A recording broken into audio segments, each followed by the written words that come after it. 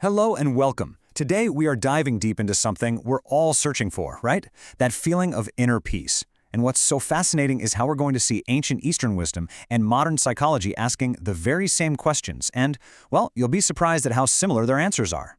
I mean, just look at this question. It was posed thousands of years ago in an ancient Hindu text, but doesn't it feel like it could have been written today? It really gets to the heart of it all.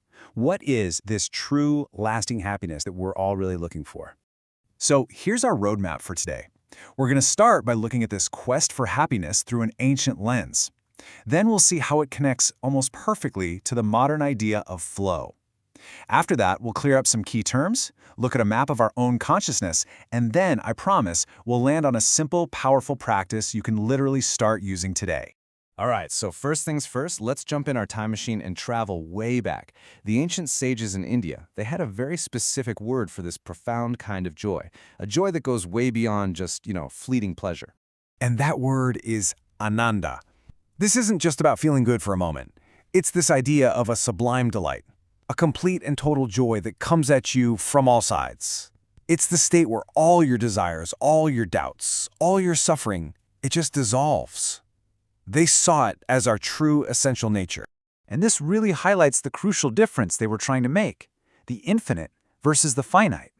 According to this ancient wisdom, if you're always chasing temporary, external things, the finite stuff, you're just setting yourself up for disappointment. Real ananda, they said, is only found when you connect with that infinite, unchanging core of who you are. Okay, now let's fast forward a few thousand years. And this is where things get really cool. You might be shocked to learn that modern psychology has actually identified a state that sounds an awful lot like ananda. It's a concept I bet many of you have heard of, flow. You know that feeling, right? When you are so completely absorbed in what you're doing that time just seems to melt away. Your focus is laser sharp, and there's this deep sense of enjoyment in the activity itself. That's flow. Psychologists actually call it an optimal experience. So how do we actually get into this flow state? Well, Mihaly Csikszentmihalyi mapped it out for us.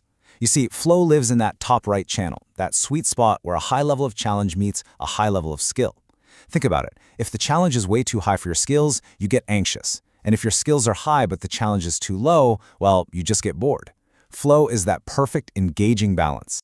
And the parallels to ancient wisdom are just striking. So the first key to flow is that intense focus, where all your mental energy is on the task. This is a direct mirror of the kind of concentration the Upanishads describe as being essential for deep meditation, or penance, which they saw as the path to knowing ultimate reality. The second characteristic of flow is this feeling of ecstasy, this sense of being totally outside of everyday life. And what is that, really, if not just another way of describing ananda? The Upanishads literally say that through this deep focus, you realize that your fundamental nature is perfect bliss. And finally, flow brings this incredible sense of serenity. Your worries just fade away. This is almost a word-for-word echo of the state described in the Upanishads, becoming calm, self-controlled, and feeling that deep sense of oneness with everything. The connection is just undeniable, isn't it? So, okay, we have this incredible state of inner peace, whether we call it flow or ananda. But the big question is, how do we actually get there? The path can feel a little confusing, and that's partly because we tend to throw around some key words without really defining them. So let's fix that right now. We're going to break down three distinct concepts that are so often just lumped together: relaxation, yoga nidra, and meditation. They're definitely related, but they actually describe very different stages of our inner journey. The easiest way to think about it is like a progression. Relaxation is the very first step. You're going within by simply pulling your attention away from the outside world. Yoga Nidra is a much deeper state of living within, where you're aware but totally detached, kind of like a conscious deep sleep.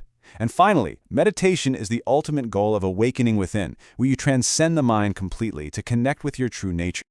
Now, to really understand this journey from just relaxing to true meditation, it really helps to have a map. And what's amazing is that ancient Eastern wisdom provides a brilliant one for the different states of consciousness that all of us experience every single day. This framework breaks it down into 4 states. Now, we all know the first 3, right? There's the waking state we're in right now, the dreaming state, and that state of deep, dreamless sleep. But the huge insight here is the 4th state, called turiya. This is described as pure consciousness, that silent, unchanging awareness that's always present behind the other three. That is the goal of meditation. And what's absolutely wild is that this ancient map aligns beautifully with modern neuroscience. Our brains actually produce different electrical frequencies in these states. The busy, active beta waves of our normal waking life give way to the calmer alpha waves when we relax. Then theta waves show up as we get drowsy, and the slow, deep delta waves take over in deep sleep.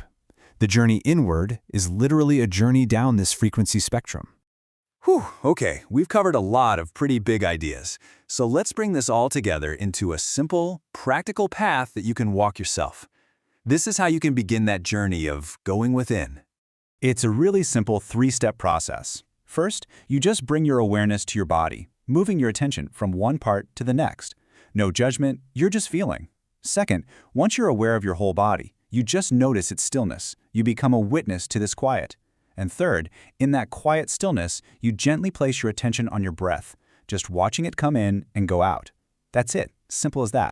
This ancient quote just captures the whole idea so perfectly. It's not about achieving peace.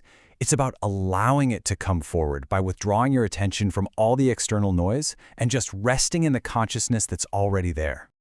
So if there's one single thing to take away from all this, let it be this.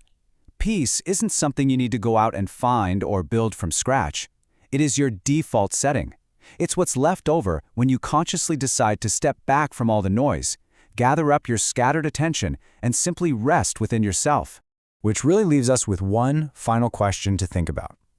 Imagine your life is a circle. The circumference is that chaotic, always changing world of external stuff happening around you. But the center is that still, quiet, peaceful core of your being. So the question is, where are you choosing to live from moment to moment? Your center or your circumference?